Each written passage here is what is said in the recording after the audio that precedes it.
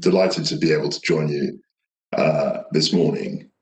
I think the first thing that I'd like to say is that it's obvious that we need huge investment, major investment in our networks in the coming years to prepare for net zero. And as you will know, Ofgem announced their full determinations, their final determinations for the RIIO-2 price control this morning.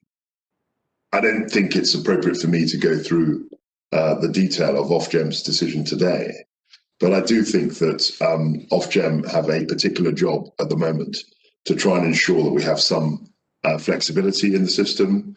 And I think we've identified a number of new challenges, which I think will shape our energy system in the next few years. Clearly, one principal challenge is the enormous impact that electric vehicles will have on electricity demand. As the Prime Minister recently announced in the 10-point plan, we have announced or highlighted our policy to bring forward the phase out of petrol and diesel cars to 2030. And this will mean that there'll be a shift to electric vehicles, which will require more charging points, more infrastructure. And on that basis, we've we've said that we would spend £1.3 billion towards the rollout of charge points for electric vehicles. We're also going to provide nearly £500 million over the next 4 years for the development of electric vehicle batteries and other strategic technologies that will facilitate, make much more accessible the transition to EVs. Of course, the first point of the 10-point plan, as I recall, was the offshore wind announcement. And I think that's hugely significant for a number of reasons. If I look back 10 years ago when I first entered Parliament, offshore wind was really a pipe dream. It was something which people never believed could be rolled out as successfully as it has done. The Prime Minister reaffirmed our commitment to 40 gigawatts of capacity by 2030. I think that's an ambitious target, but eminently achievable.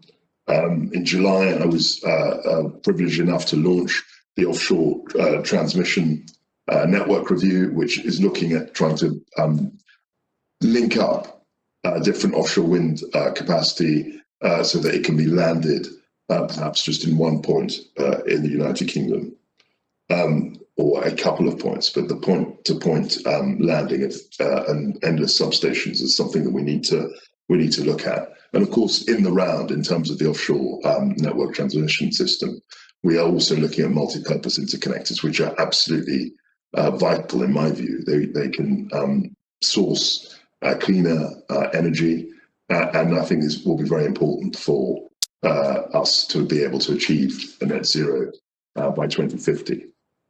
I think there's a huge amount of work actually to be done in interconnectors. All the projections I've seen show that our interconnector capacity will have to go from about 6 gigawatts as it is today to something like 18 gigawatts. So it's a trebling again in 10 years. And there's a huge amount that's being done in this space already. I was very pleased to go to see the launch of IFA2, the interconnector to France. I went down to Ferrum and was very well received there. I enjoyed that trip very much. I think that further interconnection will help us facilitate trade and also, as I said, reach net zero. We're looking at trying to build a smarter system, more flexible system, one where price discrimination, pricing is much more sensitive actually to demand. And I think that will again make the system much more efficient. In this regard, we've invested heavily, I think, in innovation. We've got £505 million of an energy innovation portfolio. And we've also invested a considerable amount, 70 million, I think, on smart systems innovation. I think that the Prime Minister's 10-point plan encapsulated a lot of the aspiration and actual achievement in this area. And we've committed at least, I think, £100 million in that plan to address energy storage issues, battery technology, if you like, and also flexibility. So there's a huge amount that's going on in this space, and as I say, much capital is being deployed to get the best solutions in this. Lastly, I thought I'd talk about the gas network. I think natural gas does have an important part to play in the energy mix, but we have to think about decarbonising our gas system. And in that regard, clearly developments in hydrogen offer potential, and I think that there's real excitement about the uses of hydrogen in the future, and that's something that we're very much squarely behind. And in fact, it was the second of the 10 points that the Prime Minister made with regard to the Green Industrial Revolution only a couple of weeks ago. I think net zero is obviously the great engineering and energy challenge of our time. We're still in the early days of the transition, but I think that the way that we will get there is from an ongoing dialogue, an ongoing cooperation between government and industry. And I think it's extremely important that we have forums like this, that we can discuss ideas relating to net zero, and also actually get a sense of perspective, a strategic sense. 30 years is a long time away, but of course, in one blink of an eye, it will be upon us. I think that many people look back to 1990, which was 30 years ago, and would think that wasn't such a long time. So we're exactly halfway between 1990 and 2050. And I think that gives us a perspective of the time that we have, not very long time, to achieve the net zero ambition. Thank you very much. Thank you, Minister. Now, if anyone from the audience would like to ask a question, please enable the Q&A facility and type your questions through there, and I'll select some of the questions for the Minister to address.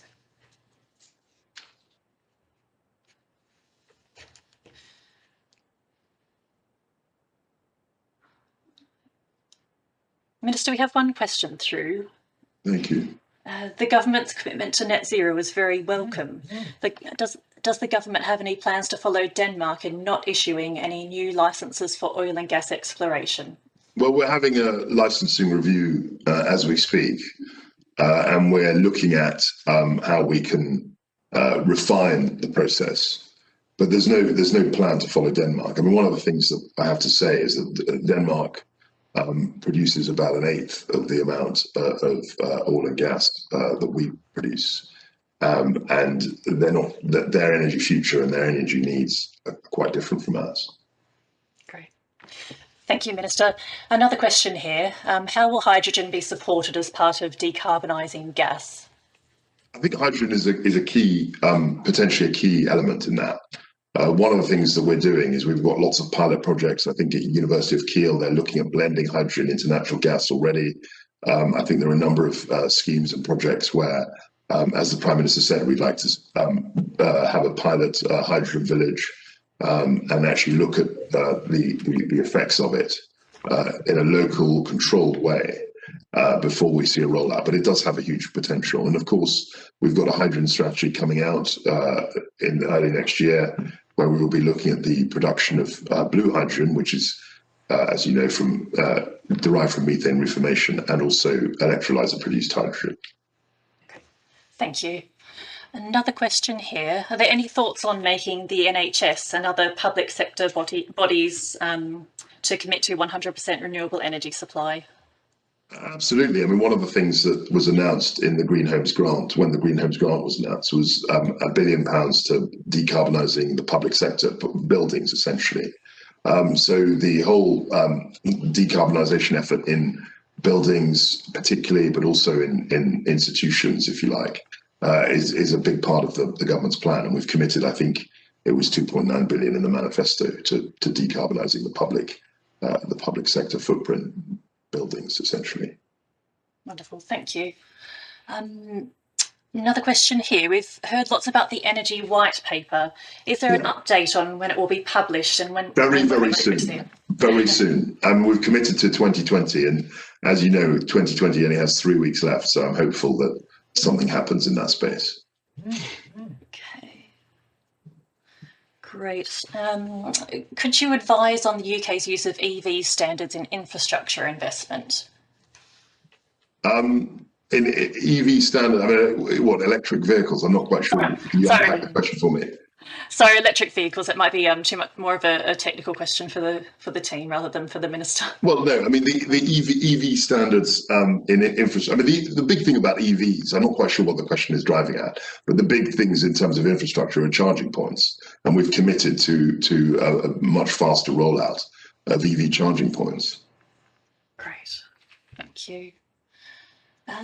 You also highlighted the use of interconnectors. What is the government's view on energy storage for resilience through hydrogen? I think that storage is a big story, if you like.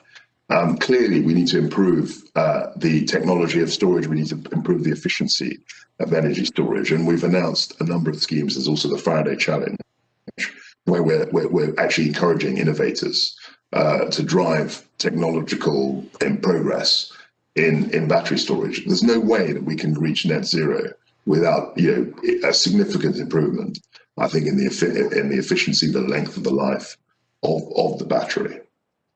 Great.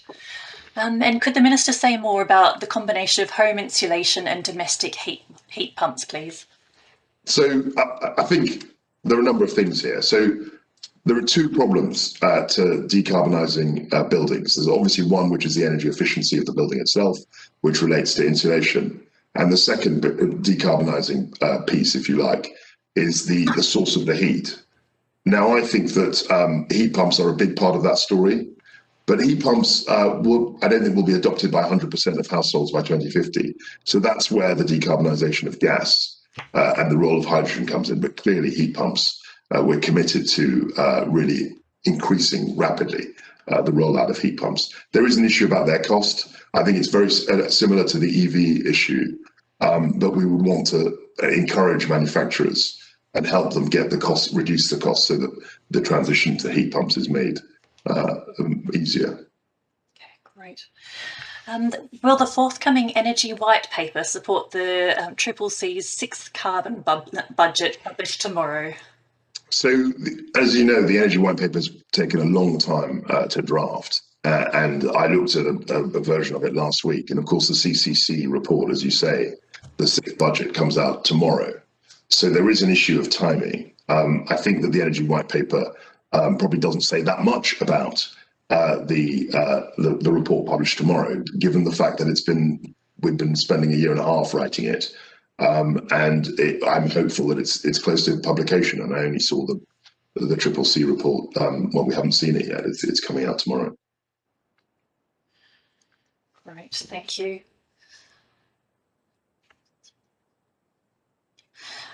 What government or regulatory plans are in place to enable the creation of meshed HVDC networks ahead of need to avoid point-to-point connections?